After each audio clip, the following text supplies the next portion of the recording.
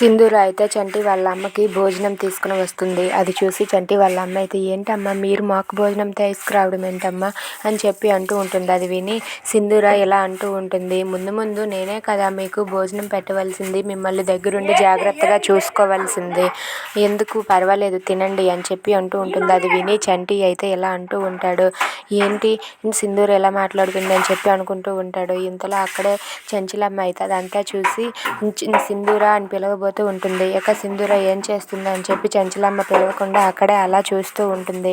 ఇక ఆమె భోజనం తింటూ ఉంటే చంటి అయితే రా నాన్న ముందు నీకు తినిపిస్తాను అని చెప్పి చంటికి తినిపించబోతూ ఉంటుంది. అది చూసి సింధూర అయితే చంటికి కాదమ్మా ముందు నాకు తినిపించండి అని చెప్పి అంటూ ఉంటుంది. అది విని చంటి అయితే కాదమ్మా నువ్వు మా అమ్మవి, నువ్వు నాకే ముందు తినిపించు అని చెప్పి చంటి అంటూ ఉంటాడు. ఇక అక్కడే నిలబడి చూస్తూ ఉన్న చంచలమ్మ అయితే ఒక్కసారిగా షాక్ అయిపోతుంది. ఏంటి సింధూర పని వాళ్ళతో అలా సంబంధం పెట్టుకుని పని వాళ్ళతో అలా కూర్చొని భోజనం తింటుంది అని ఆపాలని ప్రయత్నిస్తుంది. అయినా సరే సింధూర అక్కడ తన చేయి లాక్కొని భోజనం తింటూ ఉంటుంది. ఇక చంటి కూడా వాళ్ళ అమ్మ చేయి లాక్కొని భోజనం తింటూ ఉంటాడు. అది దాంట్లో ఇక వాళ్ళిద్దరూ అయితే తలని అయితే గుద్దుకుంటారు. అది చూసి చంటి సింధూర వాళ్ళ తలని వాళ్ళు పట్టుకుంటారు.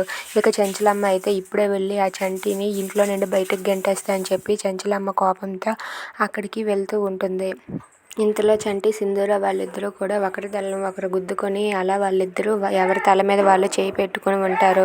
అది చూసి చంటి వాళ్ళ అమ్మ అయితే ఏంటో వీళ్ళిద్దరూ సరదాలు అని చెప్పి అనుకుంటూ ఉంటుంది. ఇక అక్కడికి చంచలమ్మ అయితే కోపంతో వస్తూ ఉంటుంది. ఇక చంటిని చంచలమ్మ ఏం చేయనుంది. Thanks for watching friends, please subscribe our channel. Thank you.